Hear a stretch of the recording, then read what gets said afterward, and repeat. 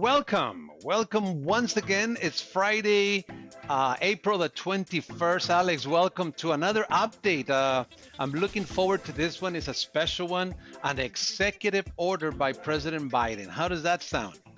Hey, David, busy week and very good news with the executive order from President Biden that's going to begin the process of helping our unpaid caregiving. That's very important. That's something that AARP Arizona, that we've been fighting for, we've been advocating for. So very exciting news. It's very interesting because many folks, unless you have had this experience, might not know what is long-term care. So when we talk about caregiving, we are really talking about a type of care usually not covered by health insurance. So I'm going to take about 90 seconds. Let's see if I can make it in 90 seconds to talk a little bit about long-term care. What is it? So this is not your typical medical care, but it's a range of services and supports that help with activities of daily living. This is very important. And these activities of daily living may include bathing, dressing, toileting, transferring to or from bed or chair, care for incontinence, and eating. So this is not necessarily the medical that health insurance covers, but it's one of those things where somebody, for either they become disabled or after a surgery or what have you, they cannot live independent, right? They depend on somebody else for these types of activities. And there's also something called instrumental activities of daily living, which includes housework, managing money, taking medication, preparing and cleaning up after meals, shopping for groceries, etc. So all this encompass this care called long-term care. And a lot of times we may say or ask, and how is it delivered? Well, sometimes it's delivered at home. And here's going to be our emphasis, and the emphasis of this executive order by President Biden, typically by family members or friends, or sometimes it's paid caregiving, but it takes place at home primarily, even though it doesn't necessarily has to happen at home. But we're hoping that, and I think most people, according to surveys, prefer that this care takes care at home because they want to remain at home.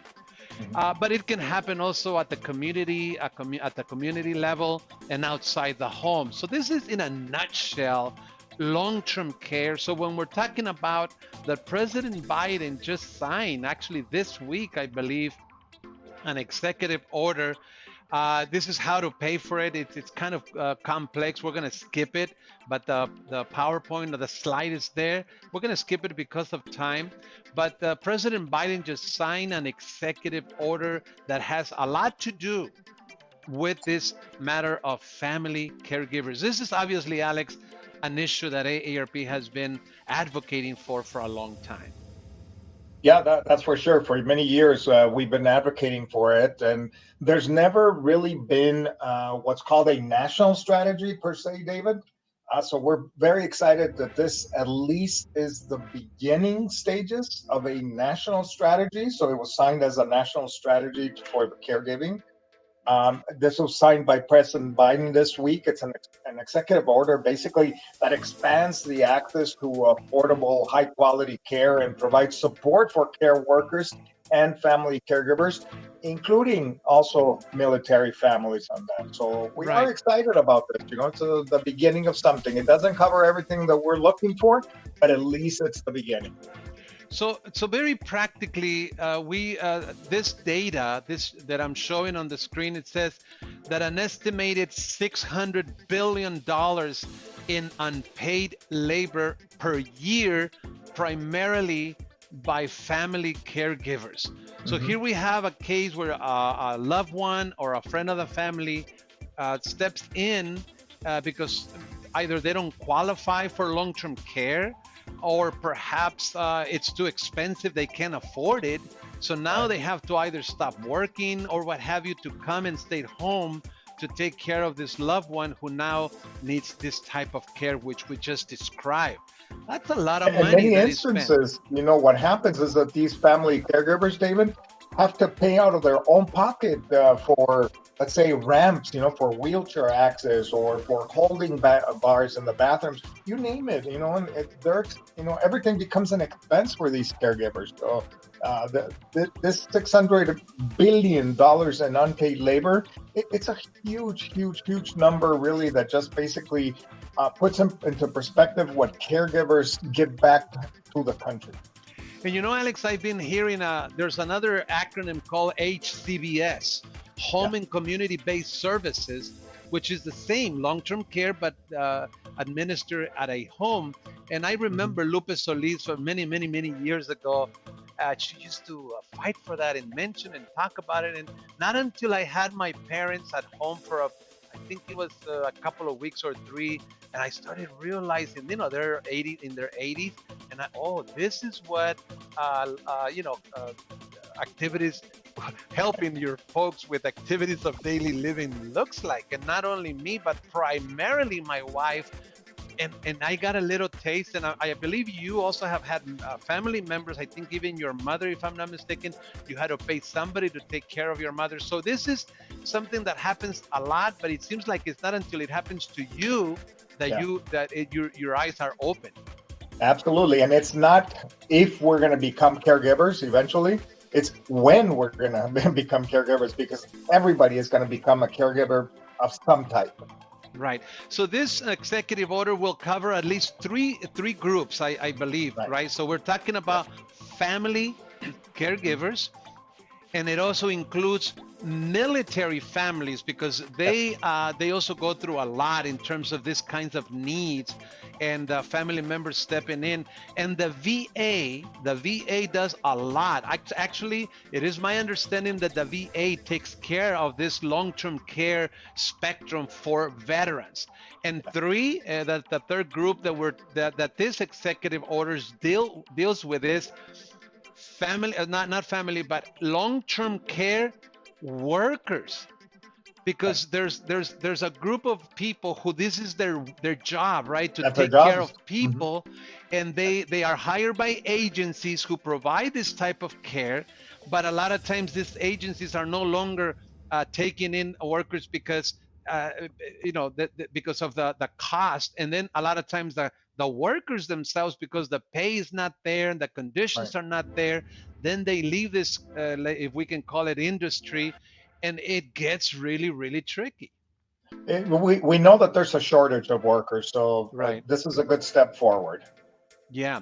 So let's go over these 3 points real quick, and we'll finish. This is supposed to be just an update, but we wanted to put it in people's radar. If they want to look it up, they can go to the website of the White House, and they have a fact sheet there.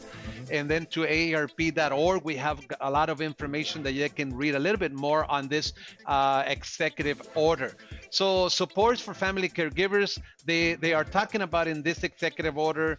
It's an order for dementia care initiative. The order seeks to test a new dementia care initiative to include support for respite care. There's a key phrase, and more support to family caregivers when a loved one is being discharged from the hospital. The VA to consider expanding access to its program of comprehensive assistance for family caregivers and provide more mental health support for caregivers enrolled in that program. So this is a big item in this executive order. If you don't mind, we can move to the second. Yeah, just one point about respite care. For those that don't know what respite care is, it's the time that is needed by the actual caregiver to have personal time to do, go get a massage, to get the coffee, to go eat, to rest, basically, because these caregivers really, really need their own time as well. And there is data, Alex, to show that sometimes the caregiver dies before the caretaker because of the amount of energy and that they have to use and invest in the care of the loved one, and the sense of of love and responsibility for that loved one, that mother, that father, what have you, and they end up sometimes getting sick and even dying. That's why this respite care is very, very Very important. important. Yeah. Now, for military, again, it says improve access to home and community care for veterans. The order directs the Department of Veterans Affairs, the VA, to improve access to home-based care for veterans who need support with, here we go again, activities of daily living.